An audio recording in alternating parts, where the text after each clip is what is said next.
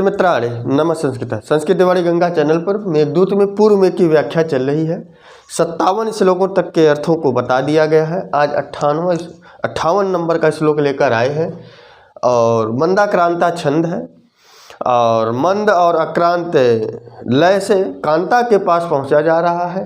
तो आइए हमारे साथ वाचन कीजिए कि एषरम्भोत्पातन रभसा स्वांग भंगाय तस्मिन् मुक्ताध्वानं सपदे सर्भा लंघयेयुर्भवन्तम् तान् कुर्वीथास्तो मूलकरका। बोलिए हमारे साथ, तान् कुर्वीथास्तो मूलकरका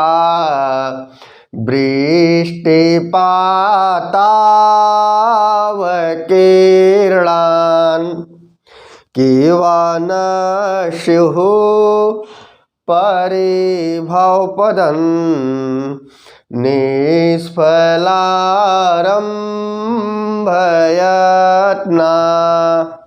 तो इस श्लोक के माध्यम से बताया जा रहा है कि यक्ष कह रहा है कि जब तुम उस हिमालय पर्वत पर पहुंचोगे तो कुछ कठिनाइयां तुम्हारे सामने आएंगी। एकाएक तुम्हारे सामने कठिनाइयां उत्पन्न होंगी। उस कठिनाइयों से तुम्हें कैसे लड़ना है, कैसे बचना है, यही बात इस श्लोक के माध्यम से व्यक्त की गई।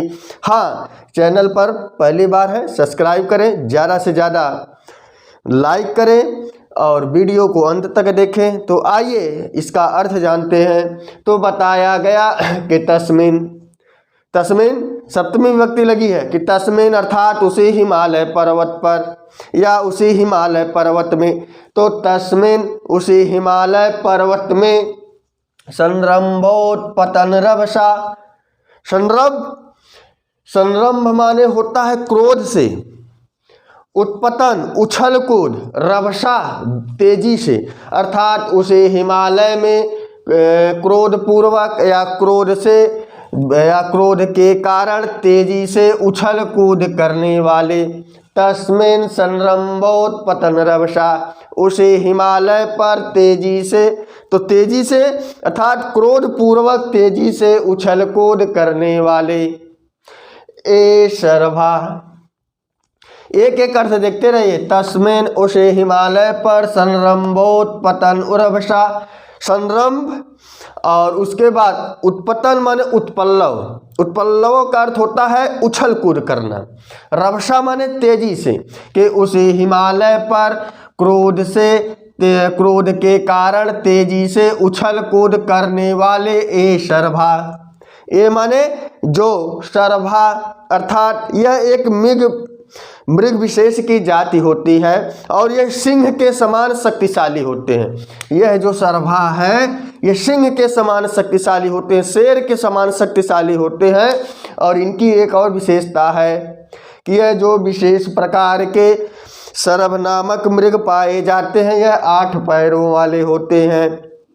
तो इसीलिए यक्ष बता रहा है कि आपके आगे अब कठिनाई क्या आने वाली है। तो तस्मिन् सर्भोत्पतन रभसा ए शर्भा, अर्थात उसे हिमालय पर्वत पर क्रोध से उछल कूद क्रोध से तेजी से, क्रोध के कारण तेजी से उछल कूद करने वाले ये सिंह के समान या सिंह के जैसे जो ताकतवर शर्भा है, मृग विशेष है, अर्थात शरभ नामक जो मृग है वह क्या करेंगे कि मुक्ताध्वानम, हे मेघ जो यह 8 पैर वाले तुम्हें उसी हिमालय पर्वत पर जो मृग विशेष मिलेंगे, 8 पैरों वाले जो मृग मिलेंगे जो उछल कूद करते हैं, बहुत तेजी से वह उछल कूद करते हैं, इधर से उधर कूदते हैं, ऐसे मृग तुम्हें उस हिमालय पर्वत पर मिलेंगे।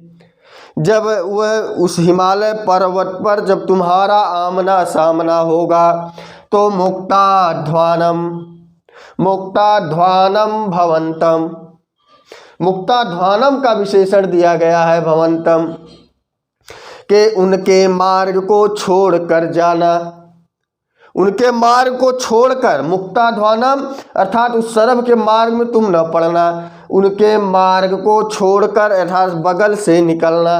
तो मुक्ताध्वानम माने जिसने मार्ग छोड़ दिया है, तो मेघ ने उस सरभ का मार्ग छोड़ दिया है कि उनके रास्ते में जाएंगे तो इनसे युद्ध होगा, इसीलिए मुक्ताध्वानम भवंतम, भवंतम त्वाम माने तुमको, तुमको क्या करेंगे, सपदि सहसा, तो मुक्ताध्वानम भवंतम स्व अंग भंगाय, भवंतम स्व अंग भंगाय, अपने स्व अंग भंगाय, अपने अंग को या अपने को अंग भंग करने के लिए अर्थात अपने को जो है या अपनी हड्डी तुड़वाने के लिए लंघयेयुः, तुम्हारा उल्लंघन करेंगे, तुम पर अतिक्रमण करेंगे, तुमसे लड़ने के लिए वह उछल कूद करेंगे। इसीलिए पहले ही लाइन में बता दिया गया कि उसी हिमालय पर तस्मिन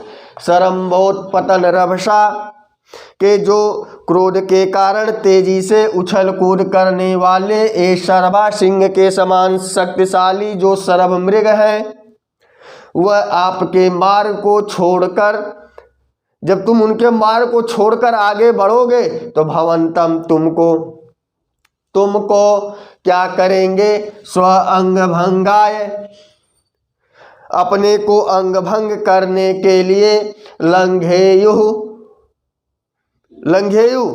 तो क्या करेंगे, सपदि लंघेयुः, सहसा एकाएक आपका लंघन करेंगे, आप पर आक्रमण करेंगे।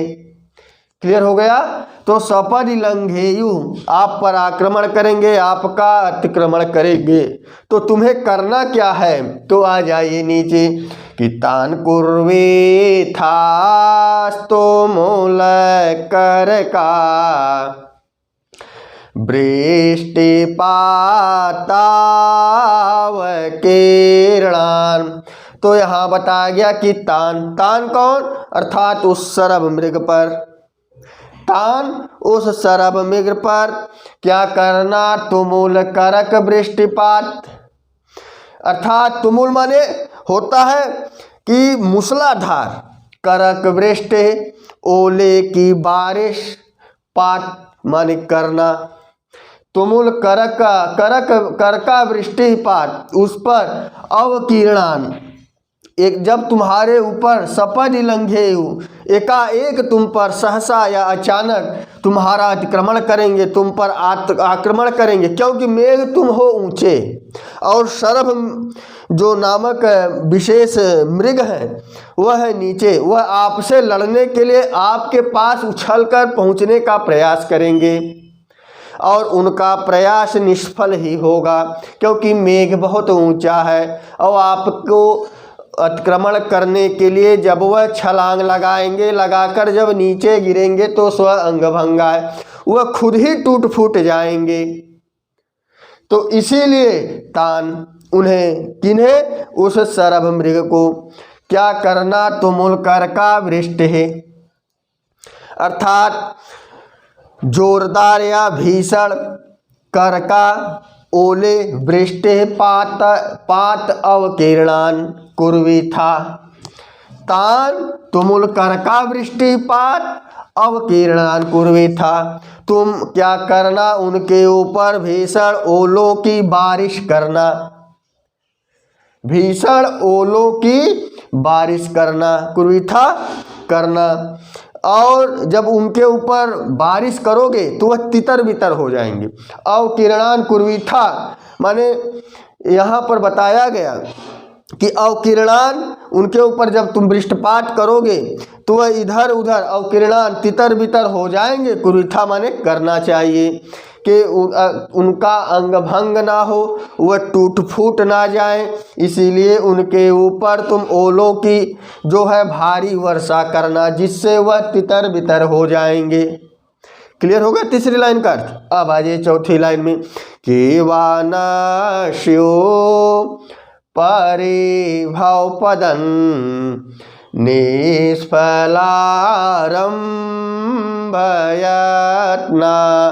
निष्फल आरंभयत्ना, अर्थात बिना फल के यदि कोई कार्य प्रारंभ किया जाए या प्रयास किया जाए, बिना फल के ही यदि कोई कार्य आप कर रहे हैं तो केवा, ऐसा कौन सा व्यक्ति है जो परिभव पदम, तिरस्कार को न स्यो, प्राप्त नहीं होता।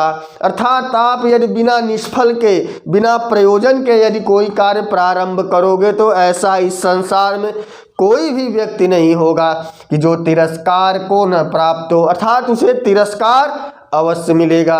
और यहाँ पर सर्व भी बिना निष्फल, उसका कोई प्रयोजन नहीं है, लेकिन वह मेघ से लड़ने के लिए, क्योंकि वह सिंह के समान शक्तिशाली है और वह मेघ से लड़ने के लिए आ रहा है, और मेघ बहुत विशालकाय है, उससे वह लड़ नहीं सकता। उसका प्रयास जितना भी होगा वह निष्फल होगा, और निष्फल होने के साथ साथ उसके अंग भंग भी हो जाएंगे, वह टूट जाएगा, ऊपर की ऊंचाइयों से गिरेगा तो जब हिमालय पर्वत के पत्थरों पर गिरेगा तो वह अंग भंग टूट फूट जाएगा और उसे कुछ भी नहीं मिलेगा। इसीलिए यक्ष ने कहा कि हे मेघ, तुम क्या करना, तुरंत उन पर ओलों की बारिश कर देना, बारिश करके अवकीर्णान कुर्वीथा, उन्हें तितर बितर कर देना।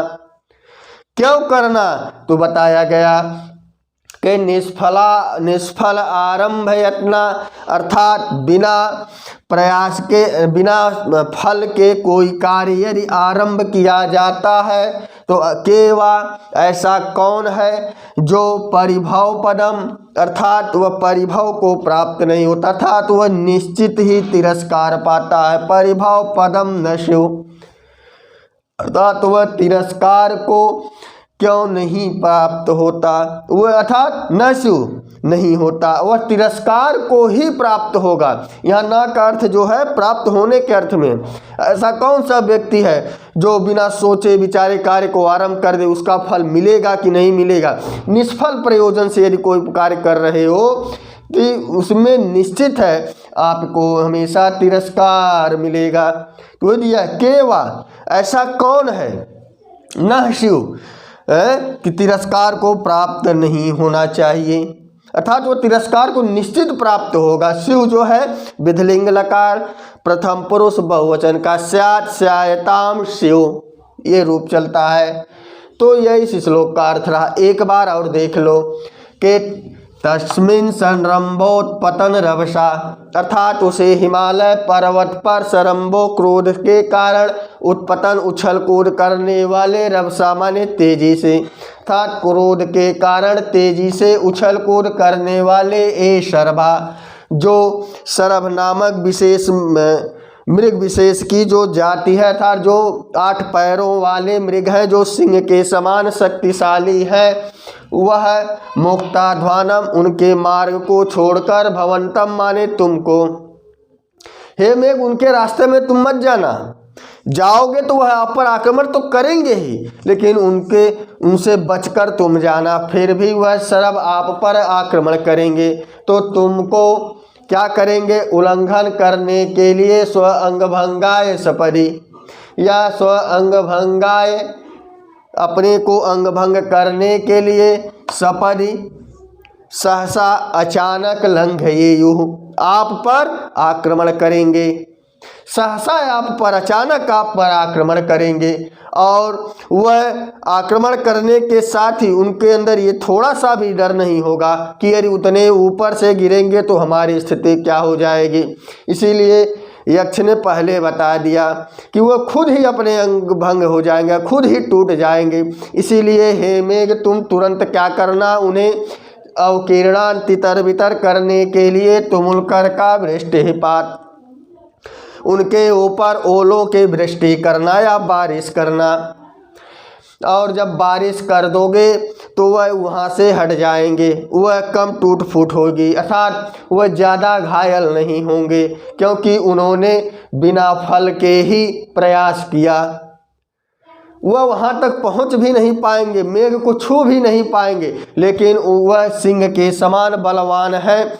तो वह अपने अंदर बलवान को प्रदर्शित कि हमारे अंदर बल है, हम मेघ को भी हरा सकते हैं, क्योंकि मेघ संदेश वाहक है।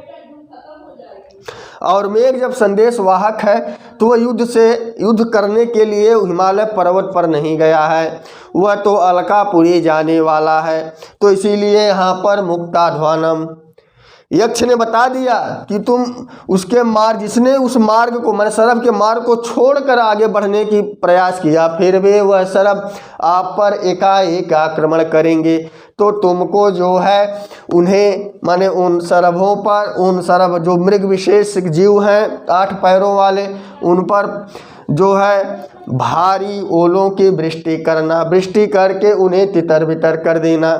क्योंकि कि निष्फलारंभ यत्ना, बिना निष्फल प्रयोजन के अर्थात बिना फल के ही कोई कार्य यदि आरंभ किया जाता है, अर्थात इस कार्य का क्या फल मिलेगा ऐसा सोचे बिना ही यदि कार्य को आरंभ कर दिया जाए, तो केवा ऐसा कौन होगा कि जो परिभव पदम नशु, कि वह परिभव को नहीं प्राप्त होगा, वह हमेशा तिरस्कार को ही प्राप्त होगा। तो यह श्लोक की व्याख्या रही।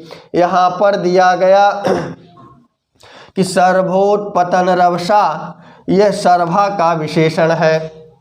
कैसे सर्भा है? जो क्रोध के कारण ज़्यादा उछल कूद करने वाले सर्भा। और मुक्ताध्वानम का विशेषण है भवंतम। क्लियर हो गया? तो यह श्लोक का भाव रहा। एक बार हमारे साथ वाचन कीजिए। ईशं रंभोत्पतन रभसा स्वांग भंगाय तस्मिन् मुक्ताध्वानं सपदे शर्भा लंघयेयुर्भवन्तम् तान् कुर्वेथास्तु मूलकरका वृष्टिपातावकीर्णान् केवानश्यो परिभवपदन् निष्फलारंभयत्ना। तो आरंभ में आ उपसर्ग रभ धातु और घ्य प्रत्यय लगा है। तो इस प्रकार से आप देख सकते हैं। तो वीडियो कैसा लगा कमेंट बॉक्स में अवश्य बताएं। वीडियो को लाइक करना ना भूलें। तो बस आज के लिए इतना ही। नमः संस्कृताय, शुभ संध्या, शुभ रात्रि।